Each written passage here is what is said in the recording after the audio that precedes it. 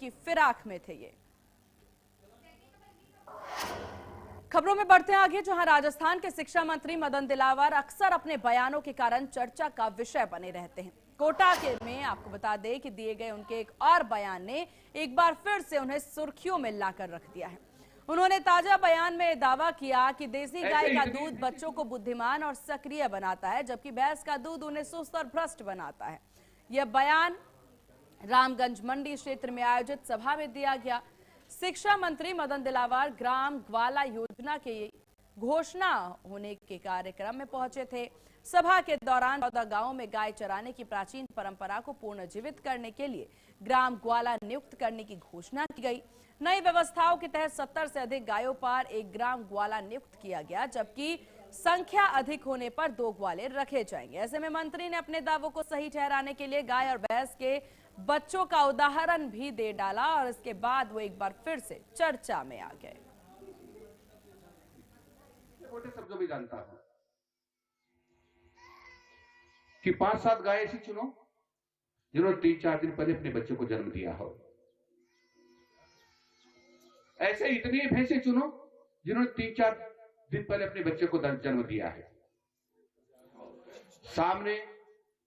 सामने इधर भैंसे खड़ी कर दो, इतनी गौ माताएं खड़ी कर दो और दोनों के बच्चों को एक साथ छोड़ो।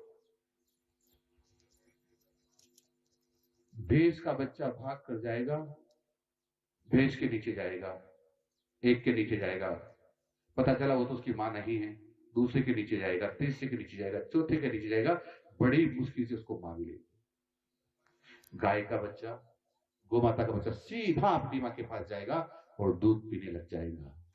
यानी गाय का, गौ माता का दूध पीने वाला बच्चा विद्वान होता है, बुद्धिमान होता है, और भैंस का बच्चा थोड़ा माइंड से फंस।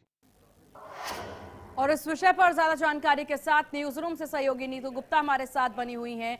नीतू, अब ये बयान सुनिए, कह रहे हैं कि देसी गाय का दूध बच्चों को बुद्धिमान बनाता है, सक्रिय बनाता है, भैंस का दूध उन्हें सुस्त और भ्रष्ट बना देता है। ये किस तरह का बयान है? देखिए, ऐसा पहली बार नहीं है जब शिक्षा मंत्री मदन दिलावर ने इस तरह का बयान दिया हो। इससे पहले भी अपने बयानों को लेकर अक्सर वो विपक्ष के निशाने पर रहे हैं। राजस्थान विधानसभा के बजट सत्र की जो कार्रवाई आज शुरू हुई है, उसमें भी शिक्षा के क्षेत्र को लेकर बीजेपी और कांग्रेस में काफी ज्यादा सवाल जवाब सत्र के दौरान देखने को मिला और शिक्षा की बदहाली का मुद्दा जो है वो सत्र में उठाया गया।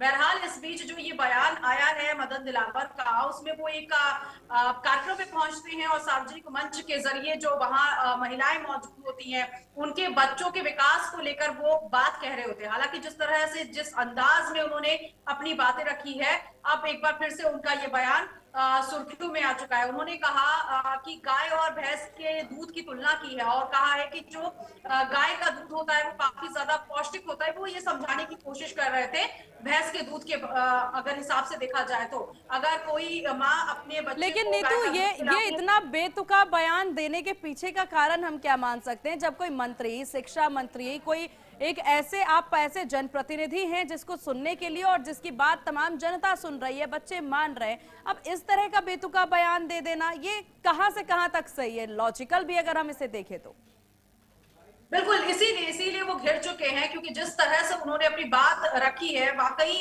ये बेतुका बयान है। ये उनकी बातें, जिसमें उन्होंने ये भी कहा कि जो गाय का दूध है, अगर आप उस दूध को पिलाते हैं तो बच्चा उसका विकास होगा, लेकिन भैंस का दूध अगर आप पिलाते हैं तो बच्चा सुस्त होगा। इसके साथ ही साथ वो आगे ये भी कहते हुए दिखाई देते हैं कि अगर आप गाय के बछड़े को छोड़ दें और भैंस के बच्चे को छोड़ दे तो गाय का बच्चा सीधे अपनी माँ के पास पहुंचेगा और भैंस का बच्चा जो है वो एक माँ से दूसरी माँ से तीसरी माँ पहुंचेगा, उसमें अपनी माँ को ढूंढेगा, कड़ी मशक्कत के बाद फिर उसे अपनी मां मिलेगी। और इसी तरह से अगर आप भैंस का दूध बच्चे को पिलाते हैं तो वो भी नींद में रहेगा, सुस्त रहेगा। तो इस तरह बयान शिक्षा मंत्री ने दिया। जाहिर तौर पर शिक्षा मंत्री होते हुए ये बयान आप दे रहे हैं क्योंकि एक बड़ा विभाग आपके पास है, आप मंत्री हैं और अक्सर गाय को लेकर या गौशाला को लेकर घिरते रहे। आपको याद दिलाते हैं सीमा कि 2025 में भी वो एक बयान को लेकर लाइमलाइट में थे और उनका एक बयान बहुत ज्यादा वायरल होता, जिसमें उन्होंने कहा था कि मैं गौशालाओं